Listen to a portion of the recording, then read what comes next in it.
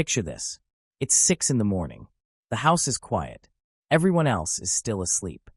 And there's a man, maybe in his late 50s, standing alone in his kitchen. No one asked him to be there. No one is watching. He's just there, moving slowly, deliberately, chopping, stirring, tasting, completely at peace. You've probably seen a man like this in your life. Maybe you are that man. And if you've ever wondered what's actually going on inside the mind of a man who genuinely loves to cook, not because he has to, not because it's trendy, but because something in him is drawn to it, that's exactly what we're going to explore today.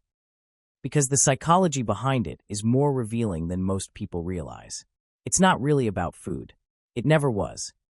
Let's start with something most men in their 40s and 50s understand, but rarely say out loud. A lot of life is outside your control. Your job has a boss. Your marriage requires compromise. Your kids don't listen. The economy does what it wants. You can work hard, make smart decisions, do everything right, and still find yourself on the receiving end of outcomes you never chose. That's not pessimism. That's just an honest description of adult life. Psychologists call this the concept of locus of control, the degree to which a person believes they have real agency over what happens to them. And research consistently shows that when people feel they've lost control in the major areas of their lives, they seek it somewhere else, somewhere smaller, somewhere manageable. The kitchen is one of the few places in adult life where the rules are clear and the results are honest. You put heat to protein, it changes. You add acid to fat, it balances. You follow a process, you get a result. There's a directness to it that most of adult life simply doesn't offer. You're not waiting on someone else's decision. You're not navigating office politics or market forces. It's just you and the work in front of you. It's not a coincidence that many men, serious men who've spent decades carrying real weight, don't discover cooking until their 40s or 50s. That's often when the gap between what they can control and what they can't becomes the most apparent. And the kitchen quietly fills that gap. This isn't escapism. It's something more deliberate than that. There's a psychologist named Mihai Csikszentmihalyi, and if you've never heard of him, he spent decades studying what makes human beings feel genuinely alive. Not just happy, not just comfortable, but fully present and engaged in a way that most people only experience occasionally, if ever. What he found was a mental state he called flow. It's that zone where you're not thinking about the past or the future, where the noise in your head goes quiet, where you're completely absorbed in what you're doing, and time moves differently. Athletes talk about it. Musicians talk about it. Surgeons talk about it. Flow doesn't happen randomly. It requires a very specific balance. The task has to be challenging enough to demand your full attention, but not so difficult that it overwhelms you. It requires real skill, real focus, and real feedback in the moment. Cooking hits every one of those conditions. There's always something to learn. There's always a technique to refine, an ingredient you haven't worked with, a dish that pushes back. The feedback is immediate. You taste it, and you know. You don't have to wait for a quarterly review or someone else's approval to tell you whether you got it right. And here's the distinction that matters. There's a fundamental difference between a man who cooks out of obligation and a man who cooks out of mastery. The first one is fulfilling a duty. The second one is building something. He's not in the kitchen because he has to be. He's there because that's where he gets sharper, where he feels most like himself. That shift from obligation to mastery is a psychological shift, and it changes everything about how a man relates to his own life. Now let's talk about something the research has been quietly pointing to for years. Men who cook regularly tend to age better, not just physically, psychologically. Studies on aging and mental health consistently identify a few key factors that protect against cognitive and emotional decline in later life. A sense of purpose, a daily ritual that belongs to you. Mental engagement that requires planning and creativity, and a reason to give to others. Lose those things, and the research is pretty clear about what follows. Cooking quietly checks all of them. A man who cooks has a ritual. He has something that's genuinely his, not tied to his job title or his net worth or what other people think of him.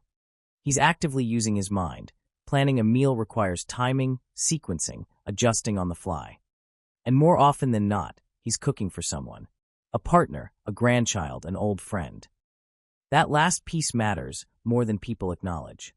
One of the strongest predictors of psychological well-being in older men is feeling useful. Feeling like their presence in someone else's life makes a tangible difference.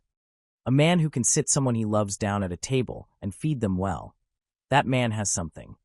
Something quiet, something real, something that no layoff or market crash can take away. Compare that to men who, after retirement, find themselves without structure, without ritual, without a clear answer to the question, what am I actually doing today that matters?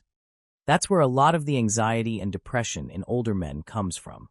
Not from the big things. From the absence of small, meaningful things done consistently.